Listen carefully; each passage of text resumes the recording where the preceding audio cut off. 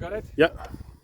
Hello and welcome to another exciting episode of Tiwa Drive. And this week we are driving this 2024 BMW X550e plug-in hybrid and comparing it with the Mercedes GLE450e that we drove last week.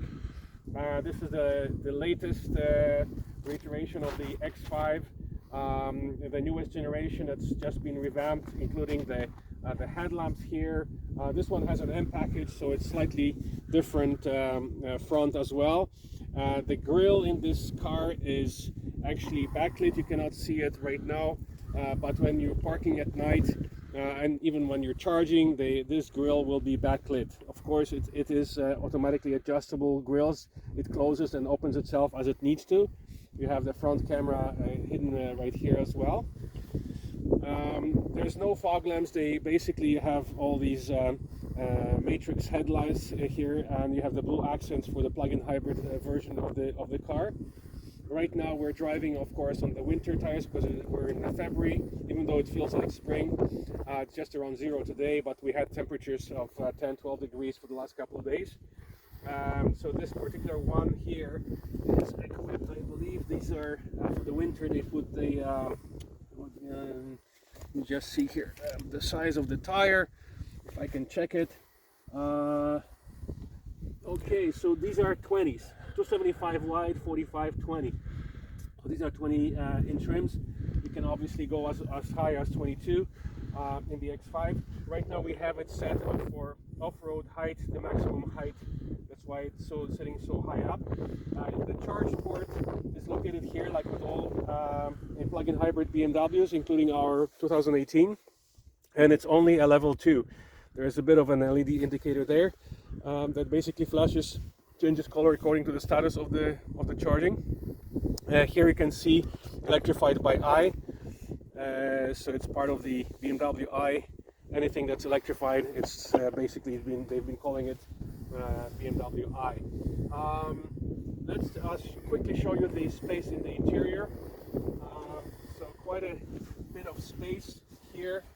I'm sitting right now in a very comfortable position for myself, and I'm 190 centimeters or 6 feet 3. Quite a bit of headroom here. You have the beautiful opening sunroof. By the way, we were wondering what these dots on the sunroof are. Basically what they are, the sunroof is backlit. You have blue ambient lighting near the glass here on either side, so at night all these dots that you see in the sunroof, they glow, kind of giving you the impression of a starry night. So it's kind of neat. I will try and we took some pictures and we'll be posting them on Facebook for you. Right now you will be able to see them. It's only at night when it's really dark. So basically we'll go over the menu options, etc., and all the other features. We just wanted to show you the space in the car. So I'm now in a comfortable position. Let's jump in the back and see how the back space looks like. This car is equipped, by the way, with soft close. There you go. And let's jump in the back. So the space is very decent. It's not huge, but it's very decent. Here you have a space with all BMWs, space for attachments. You can attach screens for entertaining.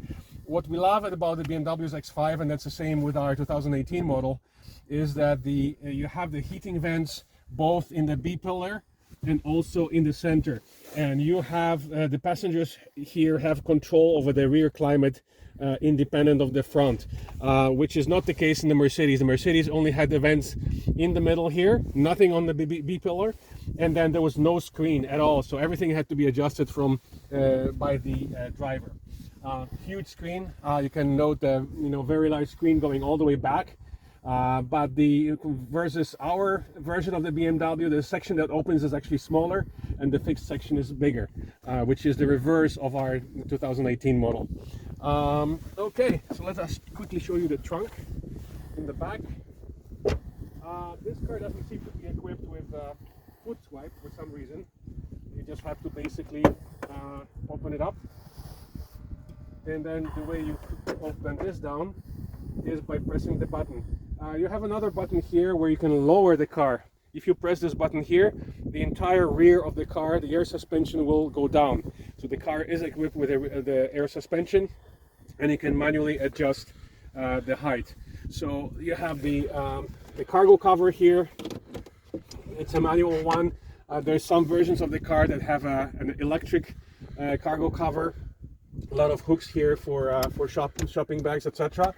20, 40, 20, or 40, 20, 40 split of the rear bench, and then some storage for your cables. Wow, that's a very thick cable, so it's a level 1 and level 2, obviously, and it's nice to have a storage for. The nice thing is that now when you press the close, the bottom closes itself, as well as the top. You have the GLE450e right here, telling you that this is a plug-in hybrid car. Of course, you have the pretty big tailpipes in the back, chrome. So that's about it for the walk outside. This car is equipped also with the tow package. Well, you can see all the sensors here. Yeah, so let's jump inside to show you some of the interior features and compare it with Mercedes, and then we'll take you for a quick spin. All right, let's jump in.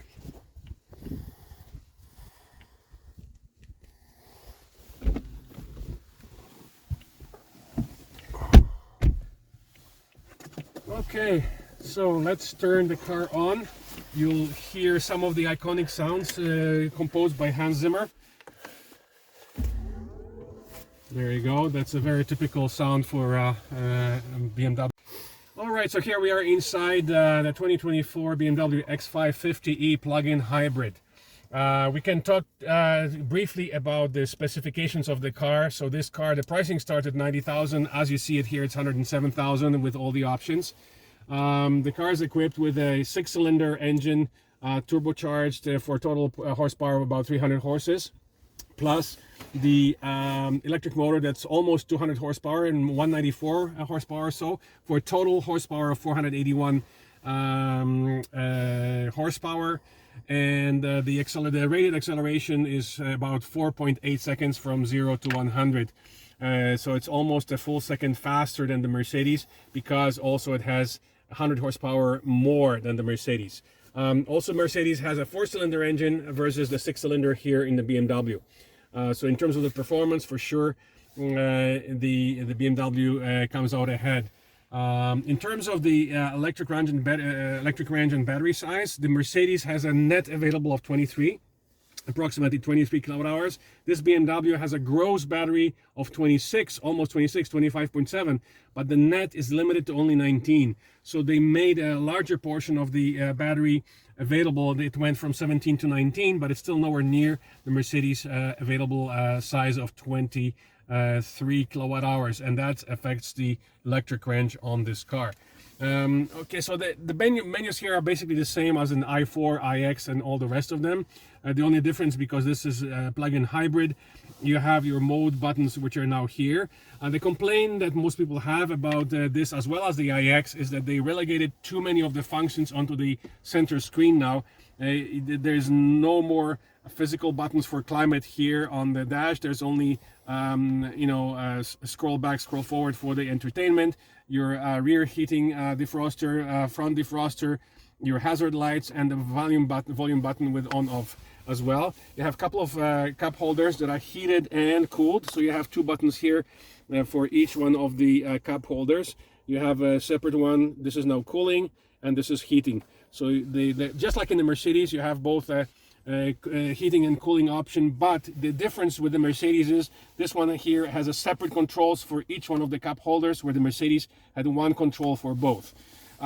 You have the wireless phone charger here. The Android Auto and Apple CarPlay are wireless here in the car. What we found though is that this wireless charger barely charges the phone at all. It doesn't overheat it like the Mercedes did, but it basically, even if you're not streaming music or streaming navigation, the phone doesn't charge much at all. That was at least our experience. Here on the center, you have your gear shifter here, your regular R and DS. Then you have your mode, sport, hybrid, electric, downhill control, and then you have your battery hold. There is no battery charge like with our 2018. You can only hold the battery state of charge. You cannot charge the battery with the engine, so that's kind of strange that they eliminated that option. And the rest of it, you have the touchpad here, media, home, telephone, map, navigation, etc. You have your adjustment for the height, the chassis height, because this is an air suspension. So here we can press it up right now, and the car is going up, as you can see. Where in parking, it's best to be in neutral or in drive when you're changing the suspension height. So the suspension is going up right now. Once you turn the car off, it'll reset itself. Also, if you go at higher speeds, the car will automatically adjust itself, the height to a normal height. You have quite a bit of storage here, again with more USB plugs. These are all USB-Cs here, and you have a regular full-size USB here, which is nice. A lot of the cars basically now changed all their plugs to USB-Cs. Here you have both regular USB-A and USB-C. So again, main complaint is that you don't have any manual button control for the climate. You have to go to the climate controls here by pressing on the little fan speed indicator, and then you make all your adjustments. The flow, you can put it in auto, you can turn off auto, AC on off, fan speed, and you can turn off completely the passenger one, for example, so that's nice. But it's all now on your screen, unfortunately, which is a lot of people have been complaining about. Same here. We will mention the shift paddles here. In the Mercedes, the shift paddles behind the steering wheel had dual function. When you're driving in electric, the shift paddles will change your region from minimum to maximum. Here, the moment you touch the shift paddle, the car goes in the gas mode, and it only serves to change the gears. So that's kind of, this car is equipped with what they call intelligent region, which means that when you're approaching another vehicle, the region will go to max, and then it's very strong. But other than that, it just automatically coasts. So you will region by pressing the brake pedal, of course. So initially the car will be region. Only if you apply the brakes more aggressively, it'll start using the physical brakes. But most of the region happens through the brake pedal here, unless the adaptive region works when it sees another vehicle in front of you. Then the moment you take your foot off the accelerator, the quite a strong region will start right away. We like keeping the screen on with you can change the displays here. You can see, you can choose your content. You can choose the content to be the front camera system. You can change to navigation. You can change to map. Then you have your G-forces. Then you have your entertainment screen, and that's about it. So you can choose what you display in your in the front. This is the minimum display, and so on and so on. So, and here you have your entertainment screen as well. You can change your stations, etc., back and forth, and all that is done through this through the right side of your steering wheel. On the left side, you see all the controls for the cruise control, and as we mentioned, this car is equipped with the Assist Plus hands-free system, which we may not be able to demonstrate, but if you check our Facebook page, we've already shot a lot of reels and videos demonstrating how this hands-free system works. It's only geofence to 400 series highways. On smaller highways, you cannot. You will have Autosteer and adaptive cruise, but you will not have a full hands-free. The full hands-free system is indicated by these two lights, two LEDs here that turn green when the hands-free system is on. The moment you touch the steering wheel, the hands-free system turns off, and then it's only when you take your hands off, the full hands-free starts again, and again only works on the 400 series highways. You can see right away, this is our electric range here. At full, the most we ever got was about 80 kilometers. Once we start driving, we'll tell you about our experience, how far we're able to drive it on the net 19 kilowatt-hour battery. Okay, so let's take you for a spin. We put it in drive. Actually, now you see what we were already in drive. The moment you press again, it goes into sport mode and the engine comes on. So now, because we're in sport mode, the car is started to lower itself already automatically when the sport mode, and also the sport mode changes the color of your LEDs. So the LEDs are normally blue. When you go into the sport mode, which we can also do by pressing the sport button, you can see that all the LEDs, the ambient lighting, change to red for the sport mode. So that's kind of neat. Of course, you can manually change the LED colors. Now in sport mode, you're mostly red, but then some of the door sills are still blue, and then the sunroof LEDs are also they keep their blue color for ambient lighting. Okay, so I guess we're gonna start in the sport mode. We'll just take it easy because we're driving off-road a little bit, and then we'll go again into the full electric mode. We'll try and see. It's unfortunately quite wet. It's been raining and snowing today, so I don't think we'll be able to demonstrate the full acceleration, the 4.8 seconds. And again, that acceleration is not as impressive as the iX60M that we drove recently, which has under 4 seconds, 3.8, so a full second faster than this car. This car again is 480 horsepower. The iX60M, it has over 600 horsepower, and it's yet another full second quicker rather than this X550e. All right, so let us quickly tell you. So basically now to switch back to electric, we press the electric button and the car should go silent. Let's try again. Electric. Okay, it doesn't want to go back to electric. Let's try again. Yeah, no, it should go electric when I'm pressing electric. Oh, okay, I know why. We have to go back into drive, and now there we go. So basically, as long as you're in the S mode here with the gear shifter, it will automatically wants to stay only in sport mode. So you have to go back to drive, and then you switch the mode back to electric. And you know, as you can also tell the difference between Mercedes and this car. This car is equipped with a 6-cylinder, much less vibration, much quieter. You can still obviously hear it, mostly due to the sport exhaust, because this is an M package, so the exhaust is quite loud. But there's definitely, it's quieter and less vibration than with the Mercedes 4-cylinder turbo that we drove last week. All right, so we're in full electric now. Now again, the electric motor here is 194 horsepower versus the Mercedes 134 horsepower. And you can hear the BMW iconic sounds, which you can turn off if you don't like them. And the tires are winter tires, so they may produce some noise as well. So it definitely will be quieter when you're on all seasons. And we're gonna turn left onto the village road.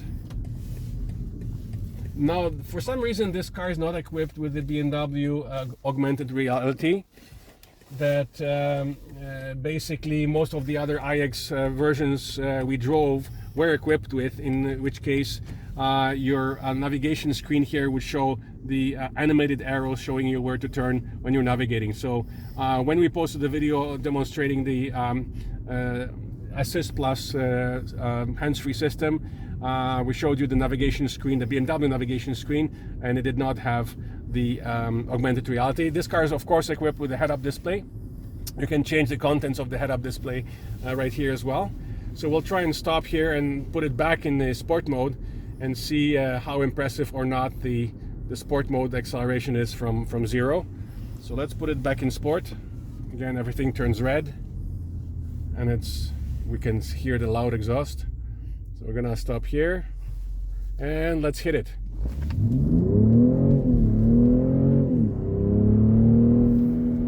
Yeah, so you can definitely hear it because it's a sport exhaust with the M package. Let's see how quickly we can switch it back to the electric mode, because some of them give you a bit of a delay. Here it's instantaneous. You see, you want to be quiet, you switch it to electric, it goes into electric right away. With a lot of the other plug-in hybrids, the engine has to run a certain number of minutes in order for it to warm up and then cool down before you're able to switch modes. Here in the BMW, it happens instantaneously. Now, keep in mind that today, before our test ride, we preconditioned the car. So we did precondition the car for about 15-20 minutes, so that's maybe why the car is reacting much faster to the mode changes. So let's talk about the results of our hypermiles. Now we drove it back and forth a few times. We drove it from Toronto up to the lake house. using the hypermile method, meaning we drove below 100 kilometers per hour on the side roads. And then we did another hypermile exercise between Midland and Collingwood, which is another route we use for hypermiling. And so this car, which is rated at only 64 kilometers, we were able to drive it 87, total of 87 kilometers. So as usual, we were able to improve on the rated range in electric mode. Of course, in order to achieve this, we were driving without climate, and we were only using the steering wheel heat.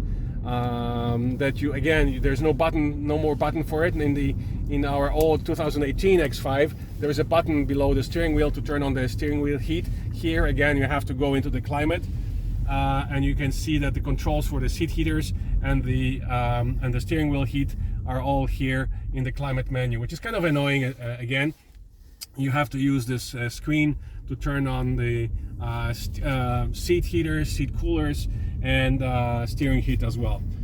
So again, it's not the best solution in my opinion, but this is the direction that all the car designers are going for.